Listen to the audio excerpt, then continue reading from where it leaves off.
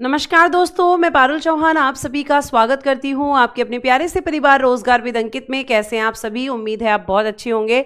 मनप्रीत, तनुज, शेखर, शिवानी, अंकिता, तनुज, विकास, अतुल, अवधेश, हर्ष, अमन, lavish, Nikhil, Pradeep, Isha, Manisha, Rishabh, Vinod, Vipin, Lokesh, Gyanesh, Atul, Meena, Shailendra, Diwakar, ज्योति, नितेश, विक्रांत, सभी को मेरी तरफ से गुड आफ्टरनून, नमस्ते, राधे राधे, राम राम, शस्त्रियाकाल। प्यारे प्यारे बच्चों, कैसे हैं आप सभी? उम्मीद है कि आप बहुत अच्छे होंगे और आपका रिवीजन भी बहुत अच्छा चल रहा होगा। बेटा, जैसा कि आप जानते हैं, कल मैंने आपका चैप्टर स्टार्ट कर दिया था राज्यपाल यानी कि गवर्नर। उसके बारे में ही मैंने आपको कल बताया था। उसके बारे में मैंने बताया था कि जिस तरीके से आपके राष्ट्रपति जी संघीय कार्यपालिका के संवैधानिक और नाममात्र के प्रधान होते हैं, ऐसे ही राज्यपाल, प्यारे बच्चे, अगर हम बात करते हैं तो आपके यहाँ पर नॉमिनल एंड कॉन्स्टिट्यूशनल हेड होते हैं स्टेट एग्जीक्यूटिव यानी राज्य कार्यपालिका के। अब हम आगे की तरफ पढ़ेंगे और राज्यपाल के बारे में बात करेंगे, तो आप सभी लोग जल्दी जल्दी लाइव आ जाएंगे। और टॉपिक में एक बार फिर से नाम लिख देती हूं, राज्यपाल चल रहा है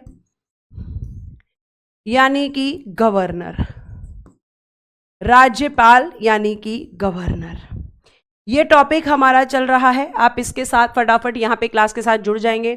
इसमें आज हम शुरू करेंगे आर्टिकल 153 से, जिसमें कहा गया है कि क्या कहा गया है, एक राज्य है तो क्या होगा, एक राज्य का या एक राज्य के लिए एक राज्यपाल होगा। एक राज्य के लिए एक राज्यपाल होगा, ठीक है। एक राज्य के लिए एक राज्यपाल होगा। One governor for one state, one governor for one state, ठीक है। आगे देखिए प्यारे बच्चे, एक मिनट, ठीक है। अब नहीं करेगा, अगर हो रहा है तो ठीक है, मैं कर देती हूं इसको सेट।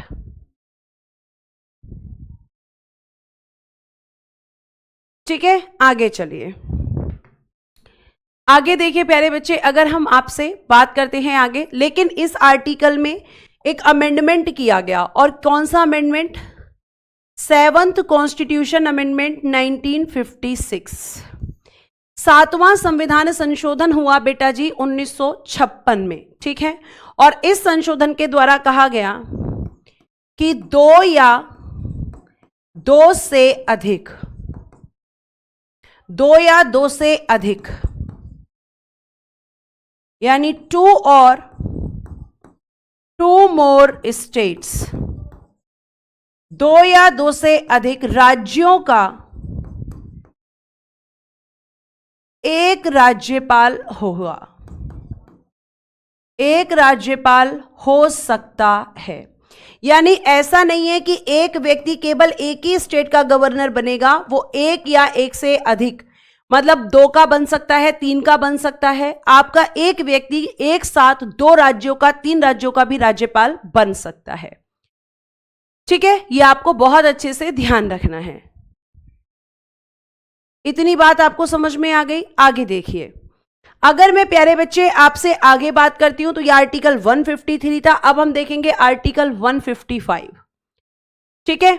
आर्टिकल 155, और इसमें किसकी बात की गई है? इसमें बात की गई है राज्यपाल की नियुक्ति, नहीं, लेकिन पहले सॉरी, आर्टिकल 154, आर्टिकल 154 का सब क्लॉज 1, इसको ध्यान से पढ़ेंगे। इसमें क्या है तो देखिएगा, लिखा है राज्य की सभी कार्यपालिका शक्तियां, सभी कार्यपालिका शक्तियां, राज्य की सभी कार्यपालिका शक्तियां राज्यपाल में निहित होंगी, निहित होंगी, जिनका प्रयोग, जिनका प्रयोग वह स्वयं, वह स्वयं या अपने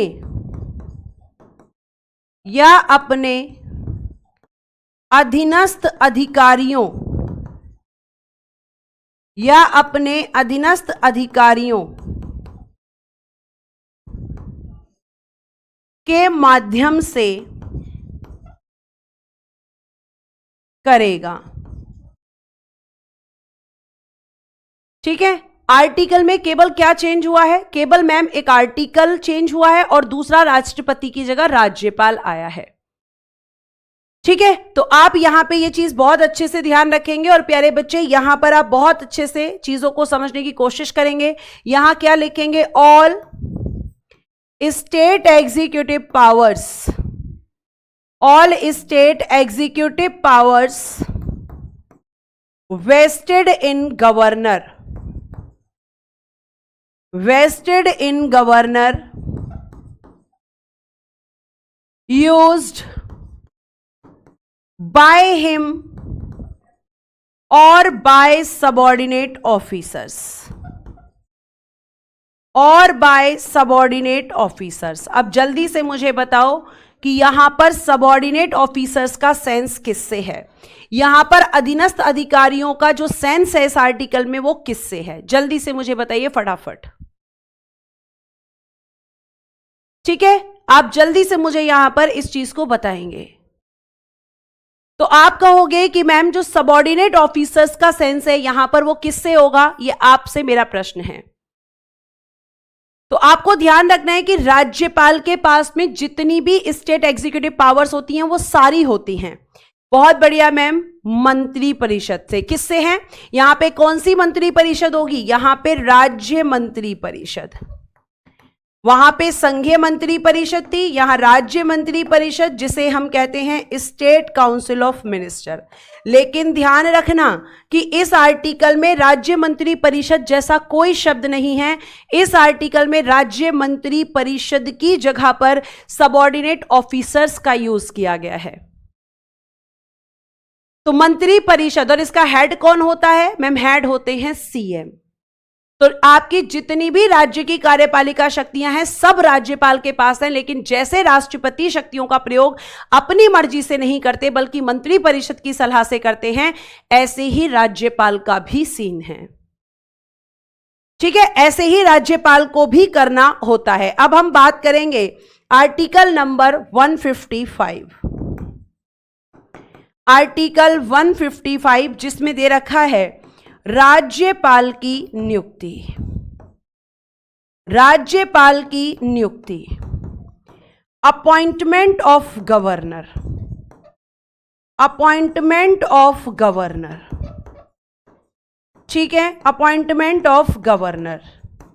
तो यहां पे आपको एक डिफरेंस और पता चला कि अगर हम बात करें तो आपको यह चीज बहुत अच्छे से ध्यान रखनी है कि आपके यहां पर बहुत एक अच्छी सी बात यह है कि जैसे राष्ट्रपति हैं तो उनमें और राज्यपाल में अगर डिफरेंस करना है तो राज्यपाल अपॉइंट होते हैं और राष्ट्रपति का इलेक्शन होता है।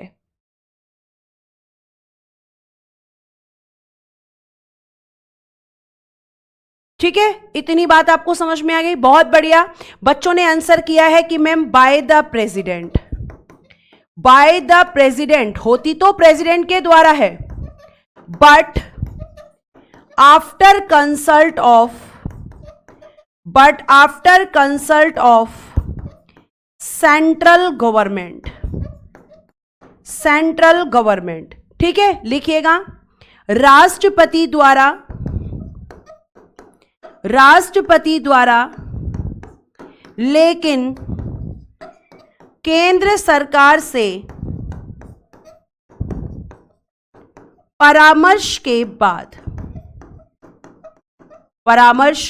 बाद। यानी बेटा गवर्नर की अपॉइंटमेंट कौन करवाता है? Central government. सेंट्रल गवर्नमेंट जो नाम इनको देगी उसी को ये राज्यपाल अपॉइंट करते हैं। मैं आपको पहले ही बता चुकी हूं कि आपके प्रेसिडेंट अपनी मर्जी से बहुत ही कम काम करते हैं। तो ये डायरेक्टली अपॉइंट होते हैं, गवर्नर का कोई इलेक्शन नहीं होता है, इनकी अपॉइंटमेंट होती है। इनका नाम सेंट्रल गवर्नमेंट राष्ट्रपति को देती है और राष्ट्रपति जी उसी व्यक्ति को, प्यारे बच्चे, क्या कर देते हैं, तो आप कहोगे मैम राष्ट्रपति जी उसी व्यक्ति को राज्यपाल अपॉइंट करते हैं जिसका नाम आपके राष्ट्रपति जी को दिया जाता है केंद्र सरकार के द्वारा। आर्टिकल 156 में क्या है, तो बेटा जी इनका कार्यकाल, राज्यपाल का टेन्योर है। आर्टिकल 156, इतनी बात आपको ध्यान में रखनी है। तो अगर मैं आपसे बात करूं कि भाई आर्टिकल 156 में इनका जो कार्यकाल है, सिंपल अगर मैं आपसे बात करूं तो आप यहां पे लिखेंगे कि आर्टिकल 156 में हम बात करते हैं तो इनका टेन्योर 5 इयर्स दिया गया है, 5 वर्ष। किस दिन से, तो मैम पद ग्रहण के दिन से, पद ग्रहण के दिन से।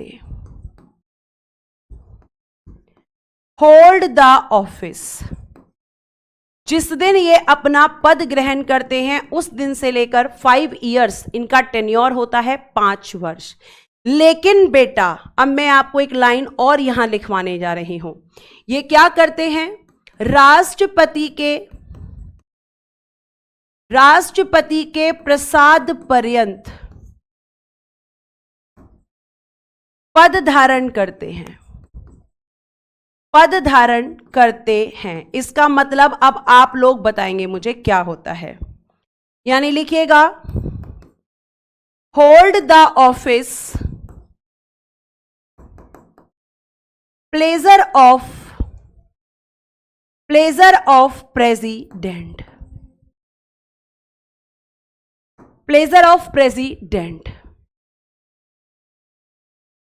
ठीक है, प्लेजर ऑफ प्रेसिडेंट। तो राष्ट्रपति के प्रसाद पर्यंत ये अपना पद ग्रहण करते हैं, ये आपको बहुत अच्छे से ध्यान रखना है।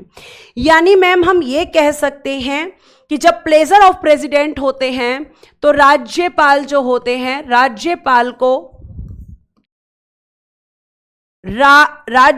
को राष्ट्रपति द्वारा हटाया जाता है, लेकिन केंद्र सरकार के परामर्श से, लेकिन केंद्र सरकार के परामर्श से, लेकिन केंद्र सरकार के परामर्श से, ठीक है। यानी लिखेंगे removed by the president but after consult of central government, यानी केंद्र सरकार ही इनको हटवाती है और केंद्र सरकार ही इनको नियुक्त करवाती है। इनके लिए कोई इंपीचमेंट नहीं होता है, कोई इंपीचमेंट नहीं होता है, ठीक है। आगे देखिए, आगे हम बात करते हैं। अगला क्वेश्चन मेरा आप लोगों से है, क्या राज्यपाल 5 वर्ष के पश्चात आफ्टर 5 इयर्स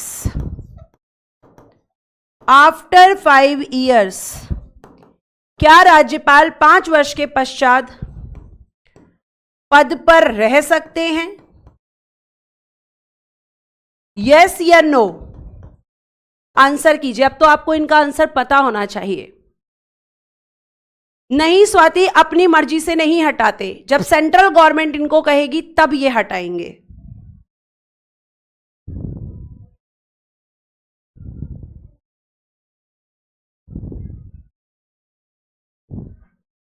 ठीक है, बहुत बढ़िया, यस, हाँ, यस, जब तक उनका उत्तराधिकारी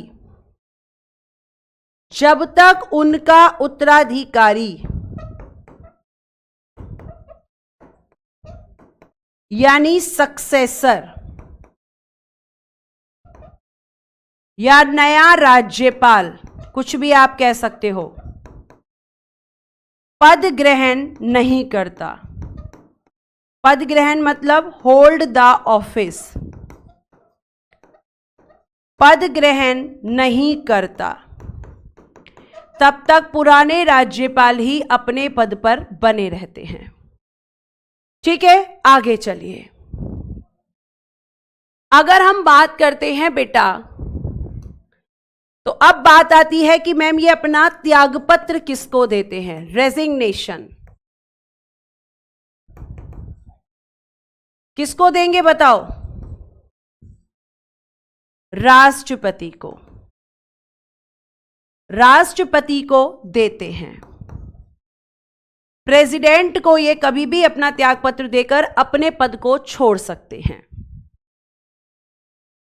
ठीक है,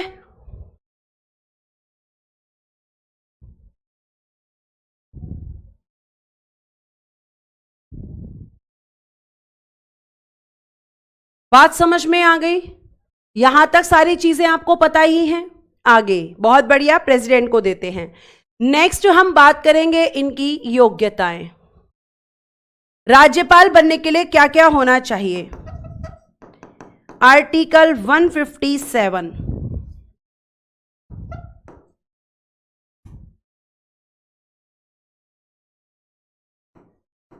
157, क्वालिफिकेशंस।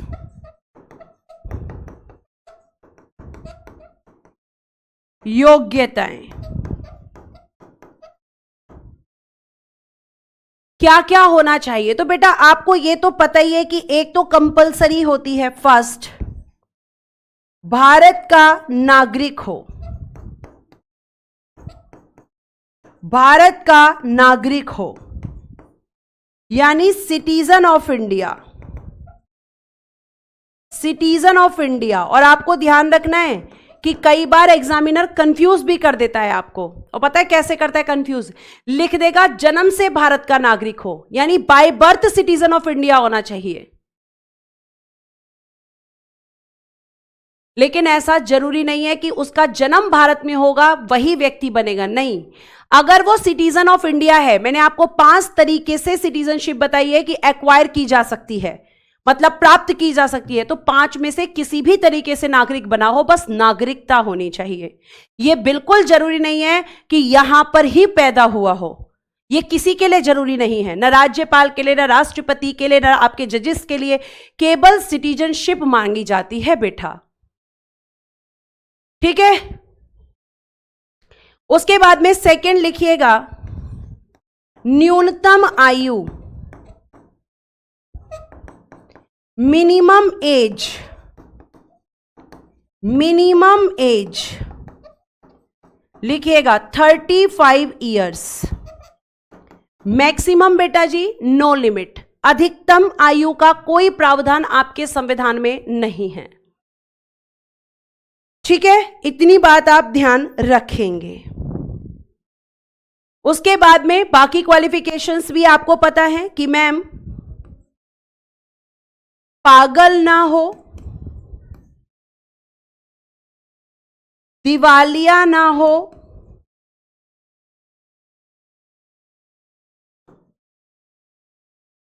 संसद या विधानमंडल के किसी भी सदन का सदस्य ना हो, लिखिएगा do not unsound mind, do not insolvent,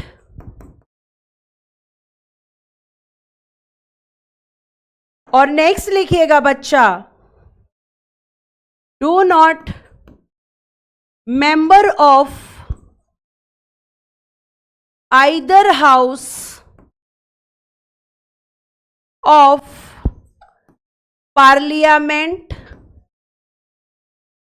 or legislature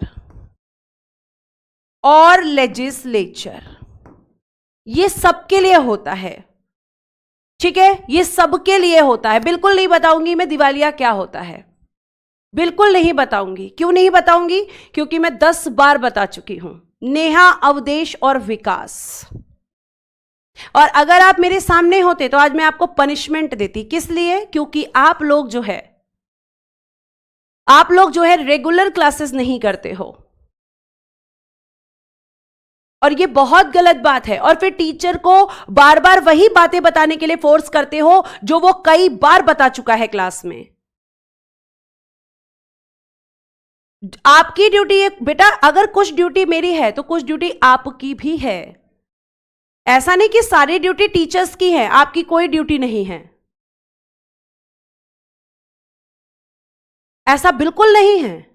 और मैं आज इस प्रश्न का उत्तर क्लास में नहीं दूंगी, क्योंकि आप फिर जाकर खुद ढूंढोगे कि मैम ने क्या बताया हुआ है। इससे पहले मैं कितनी बार बता चुकी हूं, और हर क्लास में यही क्वेश्चन आता है।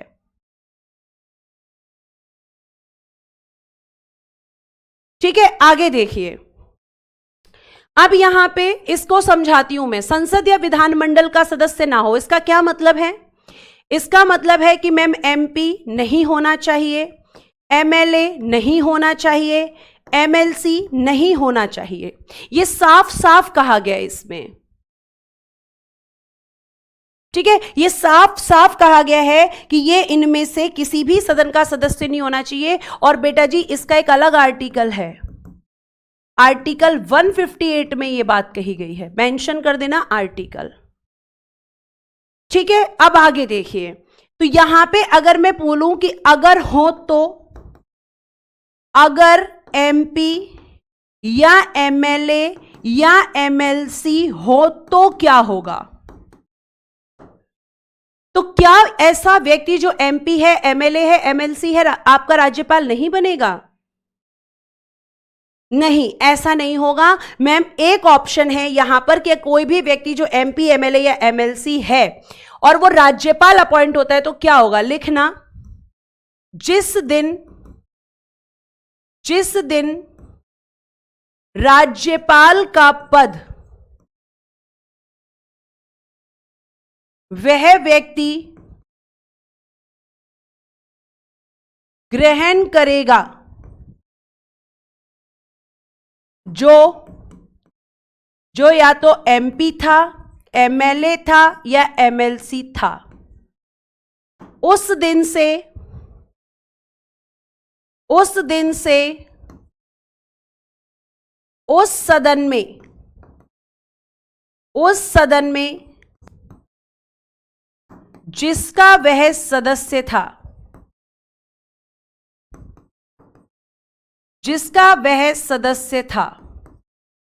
उसका पद रिक्त यानी वैकेंट, उसका पद रिक्त माना जाएगा। क्योंकि एक व्यक्ति मैम एक समय पर एक ही पद पर रह सकता है, तो उस पद से या तो ये खुद से रिजाइन दे दे, नहीं तो ये खुद प्यारे बच्चे, अगर हम बात करते हैं तो आपको ध्यान रखना है कि खुद आपका कब खाली होगा? जब ये उस पद पर बैठ जाएगा, ठीक है। बल्कि पद ग्रहण के दिन से क्या, जिस दिन राज्यपाल पद पर उसकी नियुक्ति होती है, ऐसे लिख लेना, जिस दिन राज्यपाल पद पर उसकी नियुक्ति हो, और अगर वो एमपी, एमएलए या एमएलसी था तो उस दिन से उस सदन में जिसका वह सदस्य था उसका पद रिक्त हो जाएगा। एमपी होगा तो एमपी की पोस्ट खाली, एमएलए होगा तो एमएलए की पोस्ट खाली, और एमएलसी होगा तो एमएलसी की पोस्ट भी खाली, ठीक है। अब आ जाते हैं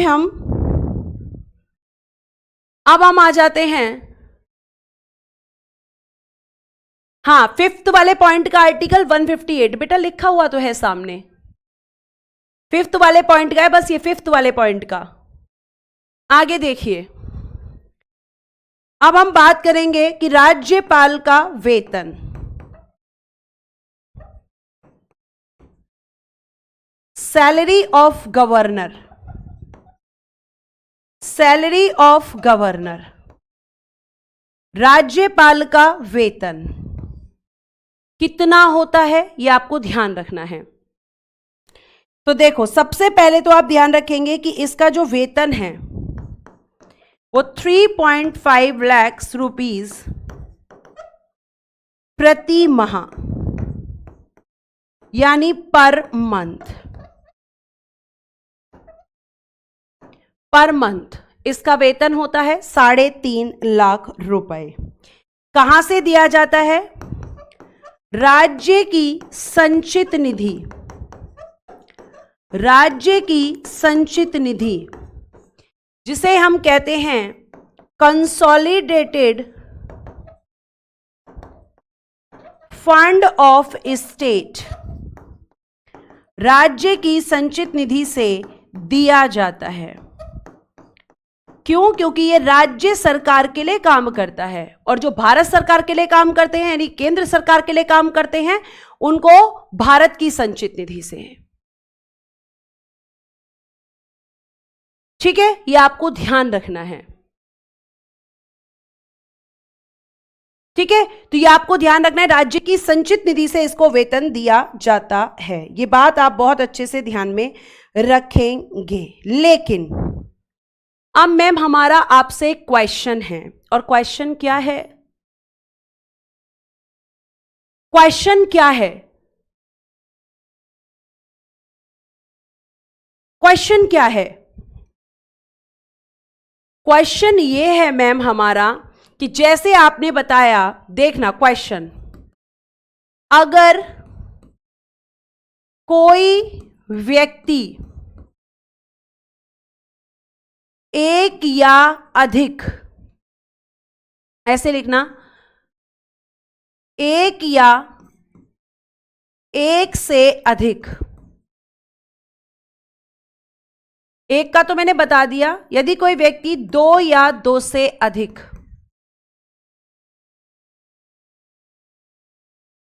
राज्यों का राज्यपाल होगा, राज्यों का राज्यपाल होगा, तब उसका वेतन कितना होगा? तब मैम उसकी सैलरी कितनी होगी? क्या उसे 7 लाख रुपए मिलेंगे? जी नहीं, उसे 7 लाख रुपए नहीं मिलेंगे। इस कंडीशन में भी बेटा क्या होगा?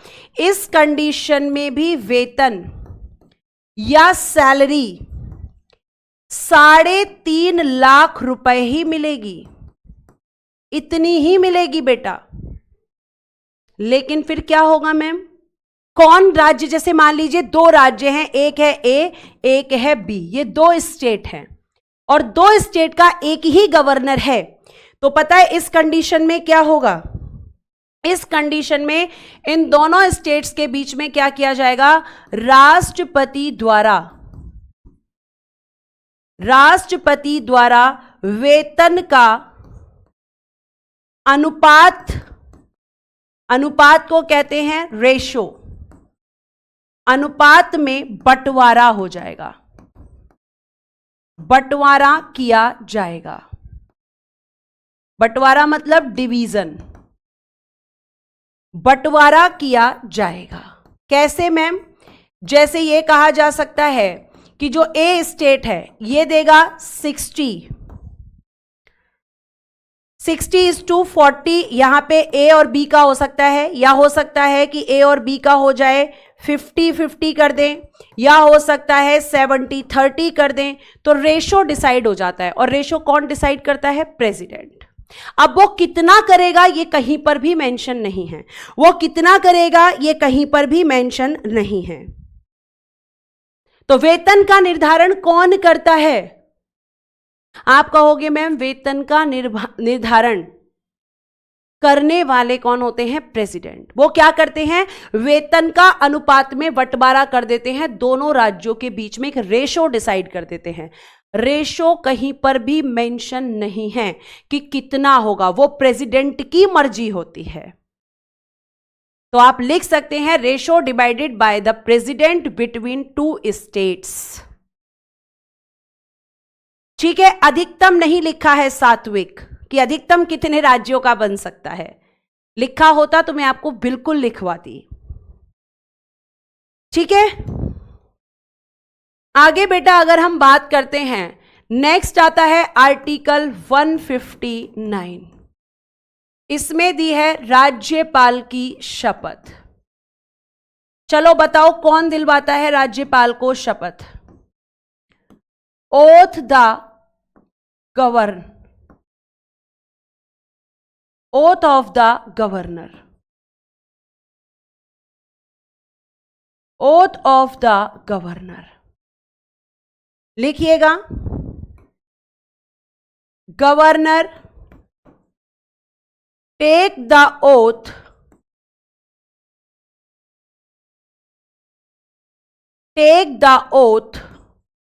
फ्रंट ऑफ, बताओ क्या लिखूं, किसके सामने? Front of, very good, chief justice of high court. शाबाश, चीफ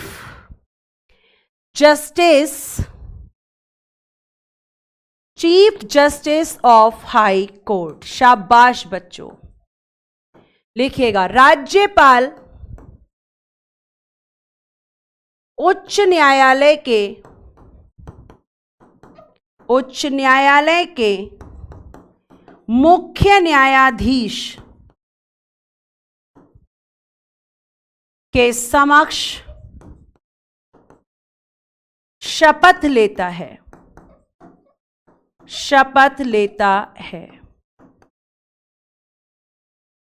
खत्म, है ना? Chief justice of high court.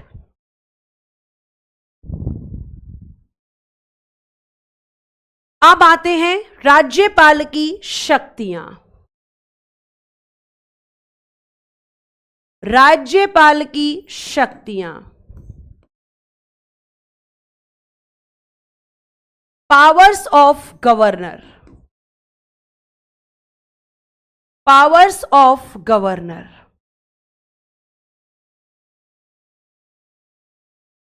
Powers of governor जैसे कार्यपालिका शक्तियां, एग्जीक्यूटिव पावर्स होती हैं। लेजिस्लेटिव पावर्स यानी विधायी शक्तियां,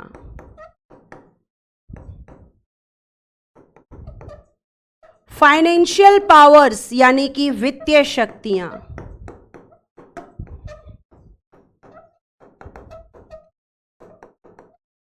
ठीक है। जुडिशरी पावर्स यानी कि न्यायिक शक्तियां, जुडिशरी पावर्स, ठीक है। इसके पास में सैन्य शक्ति नहीं होती, जिन्हें हम कहते हैं मिलिट्री पावर्स। लिख देती हूं मैं ब्रैकेट में, मिलिट्री, ये इसके पास में नहीं होती। राजनीतिक शक्तियां या कूटनीतिक शक्तियां, राजनीतिक या कूटनीतिक, जिसे हम कहते हैं डिप्लोमैटिक, डिप्लोमैटिक पावर्स नहीं होती। इमरजेंसी पावर्स, आपातकालीन शक्तियां, क्योंकि बच्चा पूछने लगता है कि ये होती हैं कि नहीं होती, नहीं होती, ठीक है। इसके पास में ये शक्तियां केवल किसके पास होती हैं? प्रेसिडेंट के पास होती हैं। ये इसके पास में कौन कौन सी होती हैं? कार्यपालिका शक्तियां होती हैं मैम, विधायी शक्तियां होती हैं, न्यायिक शक्तियां होती हैं, है ना। और एक और लिख लेना, हाँ, राष्ट्रपति के पास एक और पावर्स होती हैं, वीटो पावर्स, जिन्हें हम कहते हैं वीटो पावर्स, वीटो शक्तियां, ये इसके पास नहीं होती हैं, ये भी नहीं होती हैं इसके पास,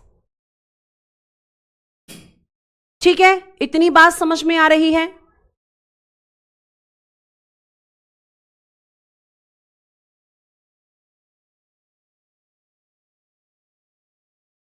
ठीक है। अब आप लिखेंगे पहली हेडिंग, कार्यपालिका शक्तियां, एग्जीक्यूटिव पावर्स।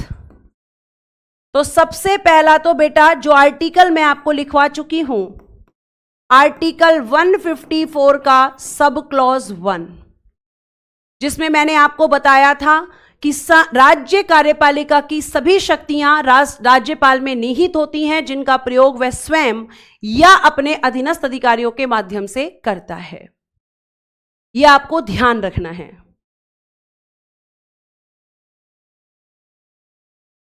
ठीक है, क्षमादान शक्तियां होती है ना, जुडिशियरी पावर्स में ही आएंगी दुष्यंत। क्षमादान शक्तियां आपकी जुडिशियल पावर्स में आएंगी, वो होती हैं गवर्नर के पास भी। आगे उसके बाद में प्यारे बच्चे, अगर हम बात करते हैं तो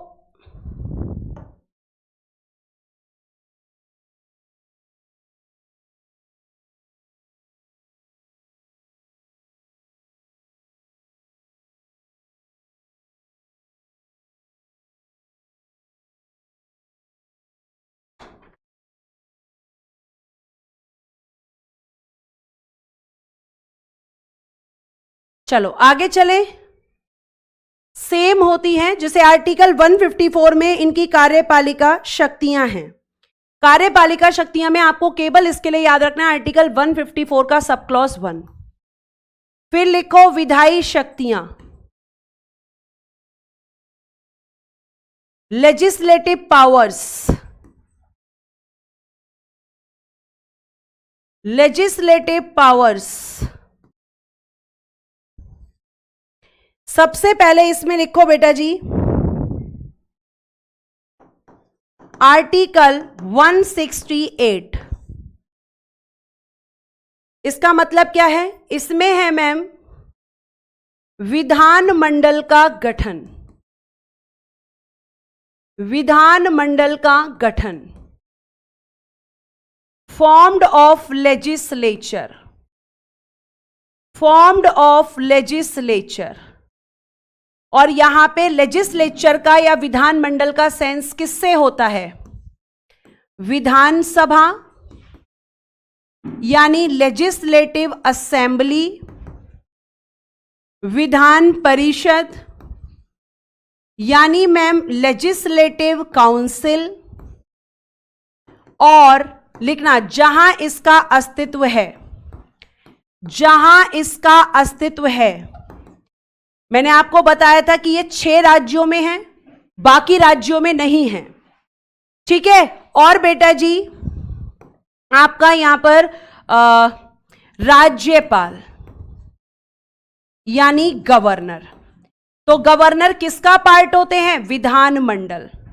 जैसे संसद का पार्ट कौन होता है? संसद का पार्ट कौन होता है? तो मैम संसद का पार्ट होते हैं प्रेसिडेंट। इसी तरीके से विधानमंडल का काम क्या होता है? जैसे संसद का काम केंद्र के लिए कानून बनाना है, तो विधानमंडल का काम स्टेट गवर्नमेंट के लिए कानून बनाना है। तो जब ये इसका पार्ट होंगे, जैसे आपके सेंटर में कोई भी लॉ तब बनता है जब प्रेसिडेंट उस पर सिग्नेचर करते हैं, ऐसे ही गवर्नर जब यहां पर सिग्नेचर करते हैं तब जाकर लॉ बनता है। तो जैसे प्रेसिडेंट पार्लियामेंट का पार्ट होते हैं, ऐसे ही गवर्नर लेजिस्लेचर का पार्ट होते हैं। यानी गवर्नर की कानून बनाने में शक्ति होती है, और क्योंकि ये लेजिस्लेचर का पार्ट होते हैं प्यारे बच्चे, इसीलिए हम कह सकते हैं कि मैम ये भी आपका आर्टिकल 168 भी इनकी एक लेजिस्लेटिव पावर होता है। आगे चलिए आर्टिकल 174।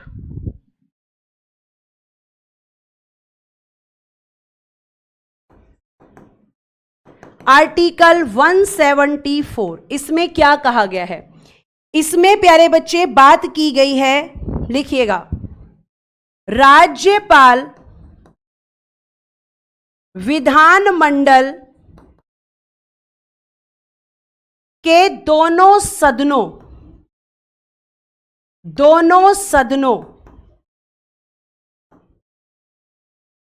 की बैठक बुला सकते हैं और सत्रावसान भी कर सकते हैं, और सत्रावसान भी कर सकते हैं और 17 भी कर सकते हैं। लिखिएगा इंग्लिश में, governor called the session, governor called the session of both house of legislature and the session of both house of legislature, यानी ये अधिवेशन बुला भी सकते हैं और अधिवेशन का अंत भी कर सकते हैं।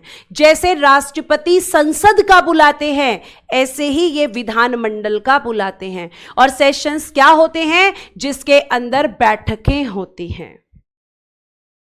ठीक है। और बुलाने के लिए बेटा जी एक वर्ड और यूज होता है, आहूत कर सकते हैं, आहूत कर सकते हैं। आहूत भी बुलाना होता है और सत्रवसान का मतलब होता है अंत करना। तो ये काम कर सकते हैं। अब अगला क्वेश्चन मेरा आपसे है, बताओ एक वर्ष में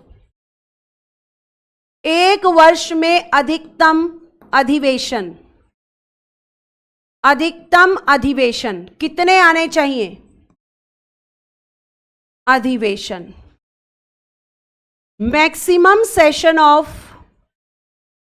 मैक्सिमम सेशन इन 1 ईयर, एक वर्ष में कितने अधिवेशन होने चाहिए, है ना? और एक वर्ष में कितने अधिवेशन होने चाहिए? और 2 अधिवेशनों के मध्य अधिकतम अंतराल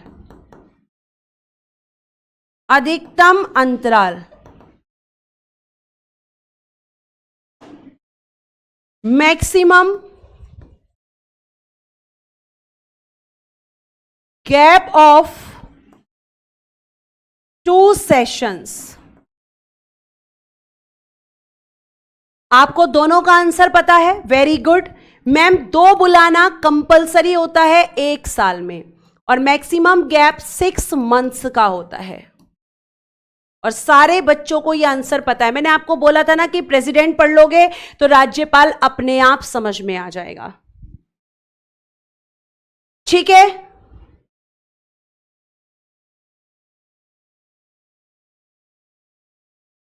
अब लिखिएगा 174।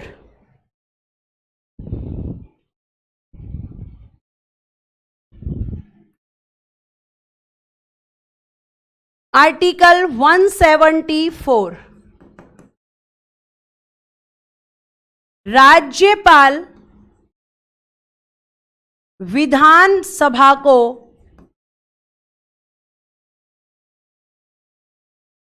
भंग या विघटित कर सकते हैं।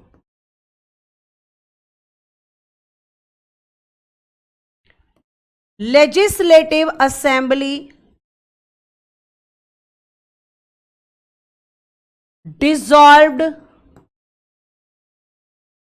बाय द गवर्नर, जैसे लोकसभा राष्ट्रपति भंग करते हैं, ऐसे ही प्यारे बच्चे आपकी विधानसभा को राज्यपाल भंग कर सकते हैं।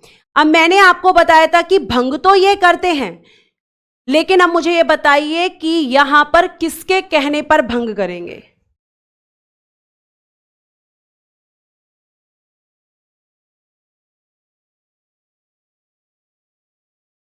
एक बच्चा कंफ्यूज हो रहा है, बेटा कंफ्यूजन दूर करो। एक वर्ष में अधिकतम अधिवेशन अनिवार्य जो होते हैं, कंपलसरी, कि इतने बुलाने हैं। क्वेश्चन का अर्थ बेटा ये है, ये नहीं बोला कि एक साल में मैक्सिमम 2 ही हो सकते हैं।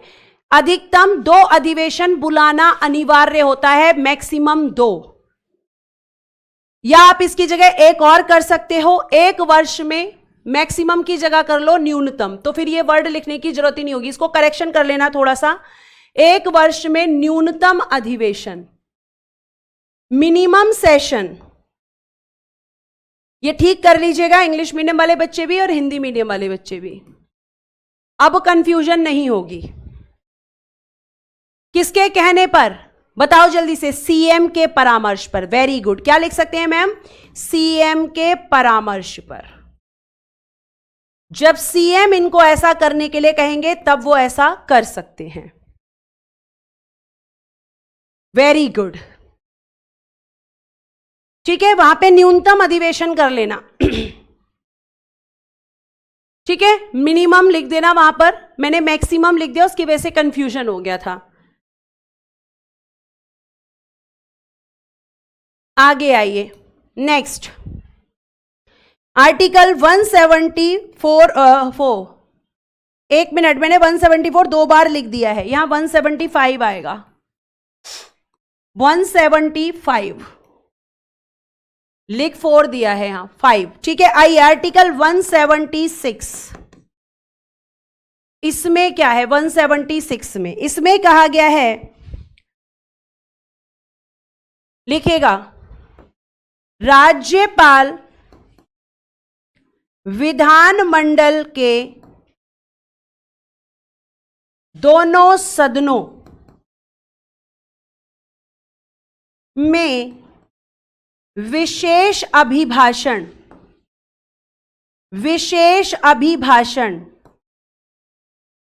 यानी स्पेशल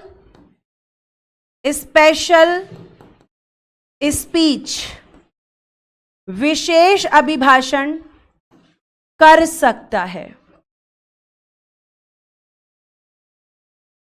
इसका क्या मतलब होता है? जैसे मैंने आपको बताया था कि आपके प्रेसिडेंट स्पेशल स्पीच देते हैं। कब देते हैं? एक तो मैम एवरी न्यू ईयर पर, मतलब प्रत्येक वर्ष जब नया साल आता है और उसमें विधानसभा की या विधान परिषद की बैठक होती है तो उस समय पर, और एक मैम जब नई विधानसभा बनती है और उसके बाद अगर हम बात करते हैं, जब नई विधानसभा बनती है तो उसके बाद जब उसकी पहली बैठक होती है तब। ठीक है, तो आपका आर्टिकल 176 में क्या है कि राज्यपाल विधानमंडल के दोनों सदनों में विशेष अभिभाषण कर सकते हैं। और ये विशेष अभिभाषण या ये जो स्पेशल स्पीच होती है, ये किसके द्वारा तैयार की जाती है? तो किसके द्वारा इसको प्रिपेयर किया जाता है? तो prepared by the cabinet, prepared by the cabinet ministers, cabinet मंत्रियों के द्वारा, कैबिनेट मंत्रियों के द्वारा, जो राज्य में कैबिनेट मंत्री होते हैं उनके द्वारा। एक बच्चा पूछ रहा है कि क्या ये राज्यसभा को भी भंग कर सकते हैं? जी नहीं, राज्यसभा कभी भंग नहीं होती है। राज्यसभा एक परमानेंट हाउस होता है, उसको कोई भंग नहीं कर सकता है।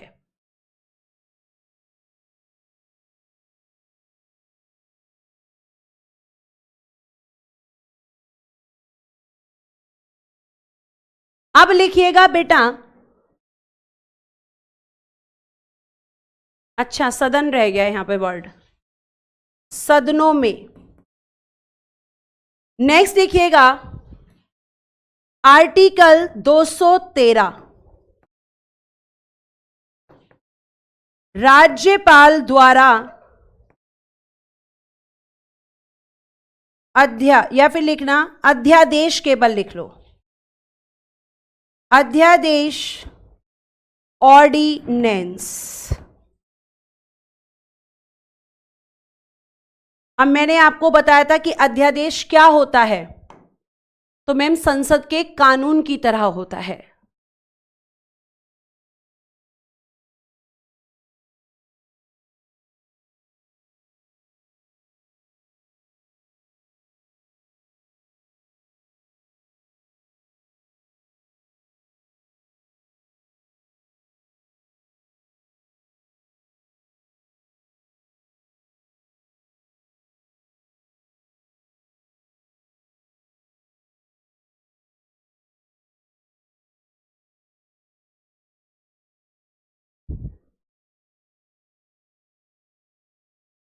आगे चलें, 1 मिनट बेटा। अच्छा ओके, 1 मिनट, आर्टिकल ठीक करना जरा। यहां पर भी 174 मैंने पहले ठीक लिखा था, फिर 175, इसको ठीक कर लेना, ठीक कर लेना इसको जरा एक बार। यहां 174 ये पूरा है, यहां से शुरू होकर यहां तक है, और ये 175। फिर 213 अध्यादेश लिखना, विधानमंडल के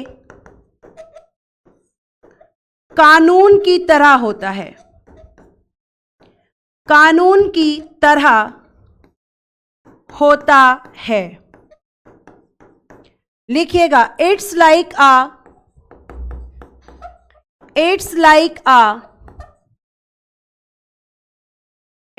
a law of legislature.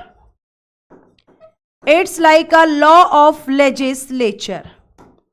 विधानमंडल के कानून की तरह होता है। ठीक है, आगे देखिए, आगे हम इसमें क्या कर सकते हैं। ठीक है,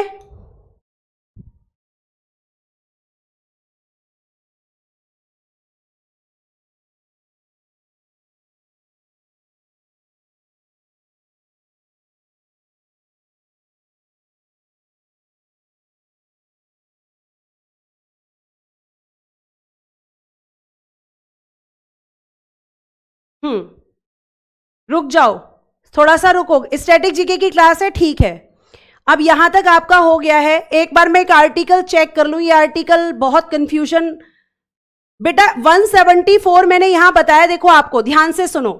174 में सेशंस को बुलाते हैं, ठीक है, सेशंस को बुलाते हैं। सेशंस कितने होने चाहिए, सेशन का मैक्सिमम ड्यूरेशन, और भंग या विघटित कर सकते हैं, ये भी 174 में ही है। और जो विशेष अभिभाषण है, विशेष अभिभाषण, रुक जाओ 1 मिनट, थोड़ा सा कंफ्यूजन हो गई है आर्टिकल्स में। तो यहां पर विशेष अभिभाषण विघटित या भंग तो 174 में ही है, कर सकते हैं इसको। ये 176, कंफ्यूजन हो गई आज बहुत ज्यादा। 176 खत्म आपका, यहां तक रखते हैं आज 176। ठीक है, अब एक बार जरा क्विक रिवीजन ले लो फटाफट से कि मैंने आज क्या क्या पढ़ाया है तुम्हें। चलो देखो, राज्यपाल, आर्टिकल 153 में कहा गया है मैक्सिमम 3, बेटा जी मैक्सिमम आपके 3 होते हैं। देखो ध्यान से, स्टैटिक जीके की क्लास है आज। 1 मिनट रुको, मैं चेक करती हूं, अगर नहीं होगी बेटा तो फिर मैं पढ़ाऊंगी। 1 मिनट रुक जाइए।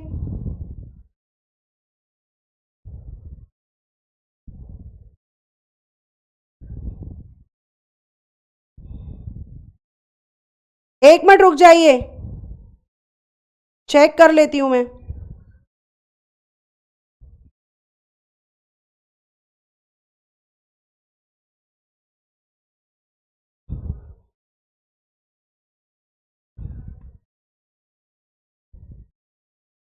है स्टैटिक जीके की क्लास है, टाइम हो गया। देखो 153 में एक राज्य का एक राज्यपाल होगा, 154 में राज्य की कार्यपालिका शक्तियां राज्यपाल में निहित होंगी, 155 में राज्यपाल की नियुक्ति है, और 156 में कार्यकाल, 157 में क्वालिफिकेशंस। ठीक है, उसके बाद में आपका बेटा 176 ही होगा, वो ठीक लिखवाया है मैंने, और बाकी एक बार मैं चेक कर लूंगी और।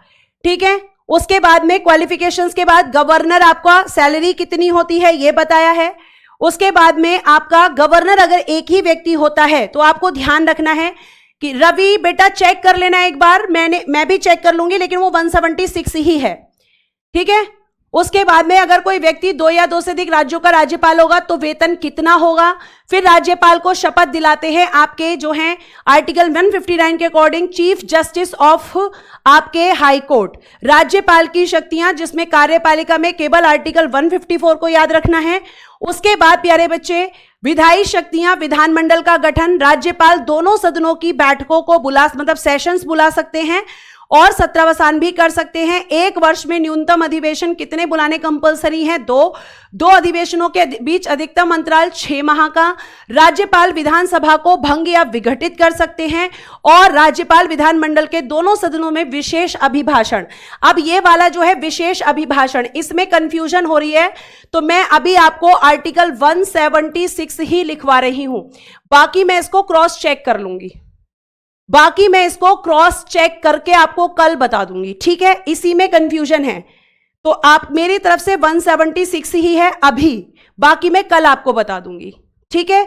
मैक्सिमम सेशंस कितने होंगे इसके बारे में मैं कल लिखवा दूंगी, कौन कौन से सेशंस होते हैं और आपके मैक्सिमम का नाम क्या क्या होता है और कब से कब तक होते हैं। तो आज हम इतना ही रखते हैं, आज के लिए धन्यवाद। Thank you so much, bye bye, take care and good day everyone. जय हिंद, जय भारत। हंसते रहें, मुस्कुराते रहें और हमेशा खुश रहें।